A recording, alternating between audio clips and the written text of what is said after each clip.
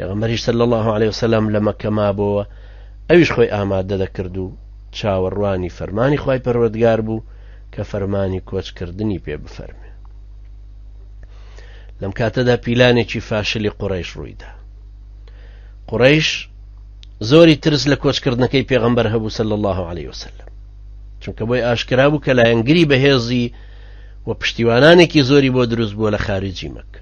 بۆیە خێرا هەموو سەرانیان لە دارونەدوە کە دیوەخانی گەورە و پەرلەمانیان بوو بۆ ڕاوێژ و ئاڵوگۆڕی ڕایان هەموو کۆبوونەوە. یەکیانەوێت با زیندانی کەین و بە زنجیری ئاسن بیبەستینە و دەرگای لەسەر داخین تا ئەو ڕۆژێ ئەمرێ. یەکی تریانەیوت با خۆمان لە شار دەریکەین یا با لەی گەڕێن خۆی بۆ کوێچێ با بچێ.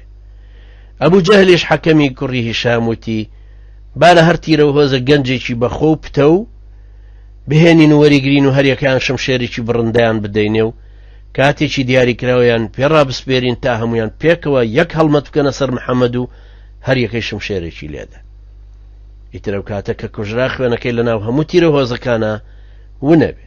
ئەو کاتە بەنو مەناف کە سوکاری پێغەمبەر صلی الله عليه وسلم ئەتوانن چ تیرەیەک تاوانبار بکەن؟ کەس خوێنی ئەخەنە ئەستۆی چه هۆزێ؟ بەم شێوەیە ناچارە بن خوێنەکەی وەرگرن نەک تۆڵەی بکەنەوە، چکە تۆڵە لە چێکەنەوە. ئەو کاتە هەمومان خوێنەکەی دەین. دەی ئیتر لەسەر ئەم ڕایە با کۆبین ڕێکەوتن و شەوێکیشیان بۆ جێبەجێکردنی پلانەکەیان دیاری کرد.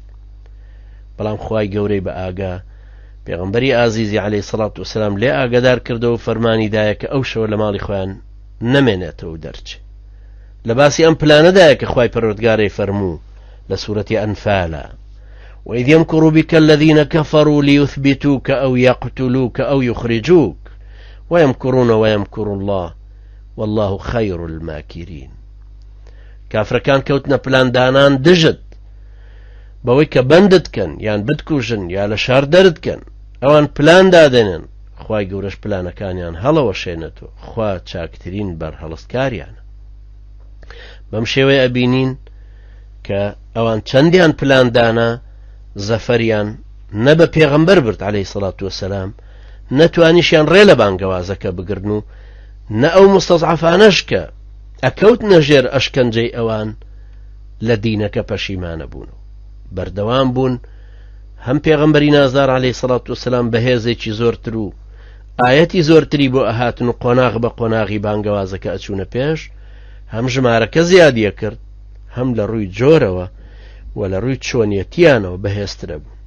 بەم شێوەیە بانگەوازی خوای لە 70 کەسەوە لە مەدینە بوو بە دارولئیسلامێک و پایتەختی دەسەڵاتی پێغەمبەری نازدار عەلەیهی سەڵات وسەلام کە هیجرەتی فەرموو بۆ مەدینە و ناونرا مەدینە. ئەوەش ئینشاءڵڵا لە دەرسی داهاتووە خوێنین. خوای پەروەردگار ئێمەش وێ وەستەرکەوتوو بکە و بمان کاتە ڕیزی ئەو کەسانی کە شوێن ئەم پێغەمبەرە نازدارە کەوتون بە گیان و دڵ بانگەوازەکەیان هەڵگرتووە بە ئیرادە و عەزم و جەزمێکی بەهێزەوە. ئەم بانگەوازە خواییان هەڵگرتووە شوێنی ئەو پێغەمبەرە نازدارە کەوتون عەلەیهی سەڵات وسەلام بە گیانێکی برایەتی بە عەزم و ئیرادەیەکی بەهێز و پشو درێژی ئیسلامەکەیان لە ناو میلەتی خۆیانە سەر لە نوێ بڵاوەکەنەوە. برایانی بەڕێزم، سەیرەکەین ئەم پێشەوە بەڕێزە لەگەڵ ئەم مسلمانانە کە لەگەڵیدا بوون، ئەوانەی لە خزمەتیا بوون، بە هەمویان ناکەنە ژمارە یەک شەوێکی دەرسەکانمان لە پاڵتۆکە کە جاری وایە 350 کەس دیانە ئەو ژوورە. ئەگەر ئێمە مسلمان بین و ڕاستکەین و سەر ڕاستانە ئەم دینەمان وەرگرتوێ و هەوڵ بۆ چەسپاندنی بدەینەوە سەر لە نوێ، مەڕاستی من پێم وایە لەگەڵ زەمەنا قۆناغ بە قۆناغ بە حەول و قووەتی خوا ئەچینە پێشتر و زۆر کاری تریشمان لە دەست دێ کە لە سیرەی پێغەمبەری نازدارەوە عەلەیهی سەڵات وسەلام وەریەگرین و کاری پێکەین. خوای گەورە ئێمەش وێ سەرکەوتوو بکە و کتاب و سونەتی پێغەمبەریش عەلەیهی سەڵات وسەلام بکا بە ڕێبازمان و بە مایەی بەرچاو ڕوونیمان بەرەو هێنانەوەی دەسەڵاتی شەرع و سەروەری شەریعەتی ئیسلام. أقول قولي هذا واستغفر الله لي ولكم وجزاكم الله خيرا والسلام عليكم ورحمة الله وبركاته.